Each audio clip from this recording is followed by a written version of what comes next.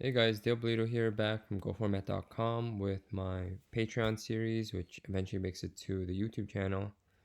Um, how to level up at GoFormat, and this set of videos are more particularly geared to like my competitive um, Yu-Gi-Oh experience and the mindset that I've always used whenever I would return to the game, and we'll call it shifting to a winning mindset or having the right mindset when playing. And a lot of these principles I've used for however long I played Yu Gi Oh! So, not to age myself, well, whatever, it's aging myself anyways. Back in 2004 when I started playing, which I hope many of you have, and you can place yourself back in that time. I just wanted to be. It was originally for fun, right? I would play with friends. A friend actually brought it home one day and brought it over to my house after school and showed me it, and it happened to be on TV that Saturday that Yu-Gi-Oh was on, and kind of just fell in love with the game. And after investing time, I realized that I wanted to be good at this. I didn't just want this to be a hobby, and I've had a very good Yu-Gi-Oh career, for the lack of a better term. But um, yeah, a lot of these principles I use, and whenever I return to the game, I guess I kind of returned to GOAT format, or I did return to GOAT format last year during the pandemic, and been fairly active in the community. I haven't been playing too often, mostly a spectator and just gathering as much information as possible for when I do play events. It's just hard to get time, but even when I do manage to play events with committed time, I tend to do well, and a lot of it is on these points that I use, and I'm sure there's a lot of top level players that have a similar set of principles that they use. Maybe not exactly the same, or not um, classified the same, but at the core, I'm sure a lot of it is similar. And I guess I'll start with when you return or when you decide to play again, and it's self actualization of what are you hoping to get out of it, right? Being honest with yourself and setting your expectations accordingly. Are you just playing GOAT format for nostalgic reasons because one of your buddies said, "Hey, there's a online Yu-Gi-Oh tournament or GOAT format tournament this weekend, and I'm gonna play, and so is playing, and maybe you should try it out." And then you load up a GOAT format deck with DD assailants and get destroyed because you didn't know what to expect? Or have you been very active in the community, or not very active, or just kind of a bystander in the community? You do okay at GFCs, but when you really play, you don't really think about it in depth, and you kind of have this autopilot mindset. Like, if you answer these questions truthfully, you'll set your mindset accordingly, right? Like, this is going to tie into the next point where you have your mindset right. But for me, I've been humbled countless times in my Yu-Gi-Oh career, right? And if I were truly to be upset with it, I'd have to look at what my commitment level was, and does my commitment level match my results? And if they don't, was I unlucky, or did I really not put in the time and the effort, and should I not be upset with my results that I got, right? And in my opinion, if you're planning to invest an afternoon, an evening, a day, or a weekend for a tournament, make sure you adjust your mindset accordingly. Like, playing to have fun doesn't have that winning mindset. Like, playing to have fun, if that's your goal, great, but it doesn't give you that mindset and the killer instincts that's necessary to win an event. Like, increasing your ceiling begins with the right mindset. And if I talk this back to my experience, is anytime a YCS would come back to, so stepping away from GO format, anytime a YCS or Shonen Jump would come back to Toronto when I quit. So we retired. We stopped traveling and going to events. I think around 2010, 2011, and I would only really play when it came back to Toronto. And my goals were like I would not be playing at all. I would learn the format maybe 2-3 weeks before, not really play any games, and my goal was only to top 32. I never cared to win, um, but I would play, and a lot of the times I do end up top 32ing. Very recently, not very recently, I guess, back in when Zodiacs came back. That's when I decided to travel for that summer and go to a few events. And yeah, I went to 3 events that year. And again, my mindset was I want to just top 32 is considered a very successful weekend. And I top 32 two out of the 3 events.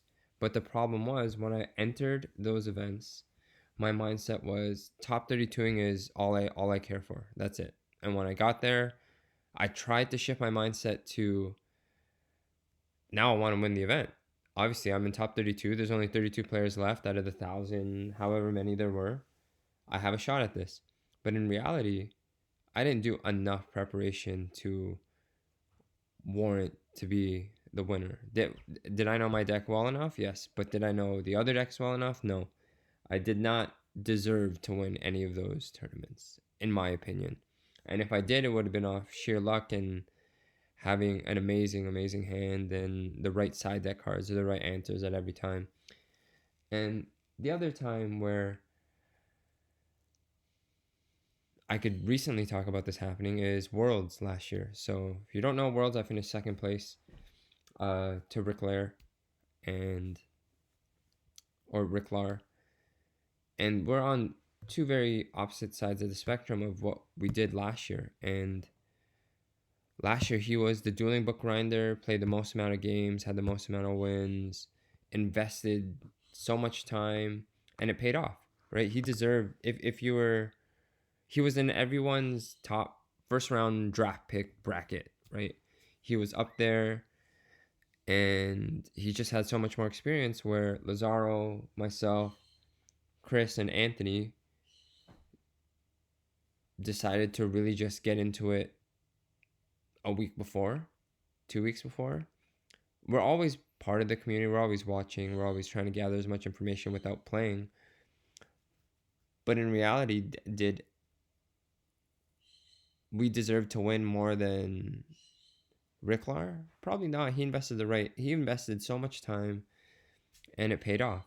And that's not saying that a lot of people also didn't invest time. And anyone who won Worlds, really, you wouldn't be surprised with. But we couldn't be upset with our results because we didn't put the adequate amount of time necessary to get there. We had the winning mindset, but were there some things?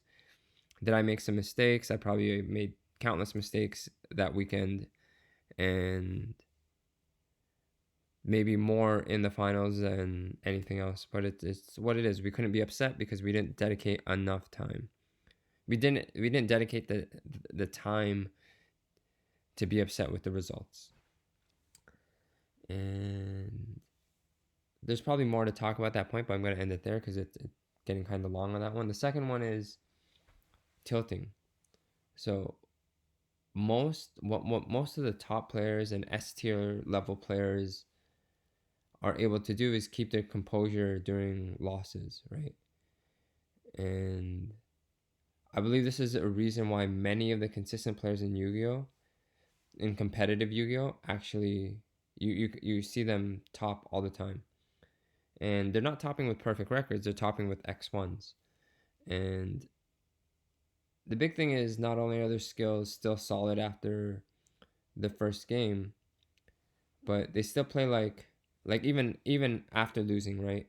When you're an X1, they still their skills don't change, but their mindset also doesn't change. right? They still play like they're in the winners bracket, and they're trying to maximize their wins. They're trying to win every game still. Like for example, Lazar and I both got knocked into the losers bracket fairly early for Worlds, and we still managed to make it out. And we didn't really tilt. Like I lost to Spark. I think we both lost to Sparky. No, there's no way that would happen. I lost to Sparky, and I can't remember who he lost to. But we weren't dwelling on the losses, and we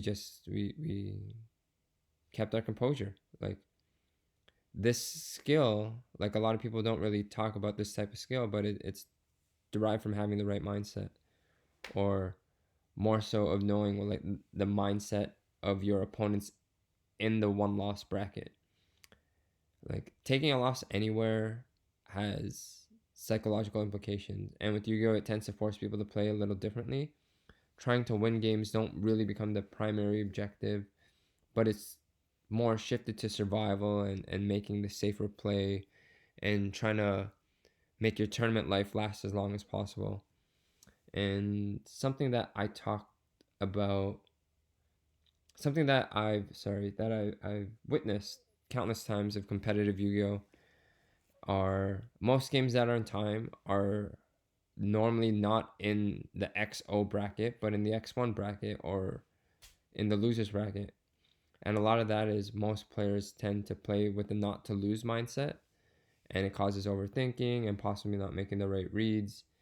And the best players, the top S tier players use this to their advantage when they get to the X1 bracket. And they know that the average or the above average or the sub right below the pro level has this type of thought process, and it makes it easier to bluff, easier to make reads, and it's like everything becomes way more effective when you already know that type of mindset a lot of these players are in. And if that's something that you can shovel out and no longer have, it's going to take you way further along. It sucks. I don't have any graphics set up for this video, so you're just looking at my current GOAT format deck if I were to play right now. And a lot of an example that I'll use for GOAT format, that when people are in the losers bracket and they call it bad luck, but it's really tilting, is instead of trying to fight back when you're already in the X1 bracket to multiple or even single Trinity piece openers, you already start with being like, oh yeah, of course he opened that, and having this negative mindset and already having this losing mindset that, oh yeah, he gets to open with this and my luck sucks. But it's if you're in the right mindset, you don't care, right? It happened, move on, right? Let me find out how I'm gonna win this game. So I'm gonna shift again into more tournament play, and I guess deck building / identification is a big thing for you, and it's knowing the type of player that you are, and being to identify your player style, not play style, player style. And like also when you're building decks, is card preference an actual thing? Or are cards just inherently better than others? Or are there is there such thing as play styles? And those are two definitely debatable things in Yu-Gi-Oh, not just Go format, in Yu-Gi-Oh history. But in my opinion, player styles are an actual thing. Where are you a control player, a combo player, an aggro player? And I want to use two very top level players in this with Chris Provic and Labounty, Jonathan Labounty. And both these guys, if you they Labounty more than Chris is active in GOAT format tournaments, but they both have histories of winning tournaments and topping with different deck types. Like Labounty's on aggro right now. Chris has had a great stint with virtually every top level deck in GOAT format. Um, but they play each of those deck types perfectly, or to it's I won't say perfectly, but to the level that you need to win a tournament. And part of that is being able to shift with the metagame and understand that, okay, if I go to this best deck, let's use Warriors, right? I've been heavily invested in control that I know exactly the mindset of that player, and I know what they're going to do here, not just based off what I'm doing, but based off what they can do, and shifting that around to when we finally make our way back to control and against aggro, knowing the aggro player's mindset and knowing what you should do as a control player. And I know this sounds really basic on the surface, but being able to put yourself in your opponent's mindset or in your opponent's spot instead of just thinking of your own position is far greater than you could imagine, right? And that's how a lot of top level players are able to make their opponents walk into traps very easily, and bait them. And it's just knowing what to do. And if they were in this mindset, if they were in this position, and if I was in that position and this happened, would I be able to make him fall into this? How would I make him not believe that I have this or believe that I have this? So being able to shift, in my opinion, is a very, very huge benefit. Is if you want longevity in top level Yu-Gi-Oh. That's not to say that you can't get there with just one deck type or being known for one style. It's obvious that there are players that are super successful and super top level players with just one deck type, like P-Tran with Chaos Warrior, not Chaos Warrior, Chaos Turbo, um, SDL Killer with aggro, and same with Krebs with aggro. Um, there's countless people that I could talk about here, but they're on one deck type and you face them and you know what to expect. Where, I mean, if you faced me, like I'm very shiftable. I could play, in my opinion, I could play any deck to the level that it needs to win an event. The reason I choose control is I have more fun with the deck, and I think the ceiling is higher. Um, in the grind out games, I can separate myself from the rest of the pack, and I think I could beat anyone in a control mirror. And yeah, I think I know how to play to. I know how to shift my mindset in the middle of a match from when I need to play to win, when I need to play to survive, and understanding all the teetering points. So I guess I'll talk this into the next part where um, being able to execute the right plan and right winning idea in the beginning of a match. Like, obviously, games are never played out the same, but a lot of games are won the same way, where let's say you just whittle your opponent all the way down and you finish them off with a boss monster, or um, heavy storm BLS type of thing. A lot of games end like that, Ring of Destruction, where it's in that the mid game and the story of how you got to the end of the game. How did you actually get there? Like, you got to the same result, but you didn't get there the same way that you did last time. And a lot of it is being able to take control of, like, obviously if you can control the early game really well, you're probably opening much, much stronger, or your opponent's not opening great, and you're able to take advantage of that.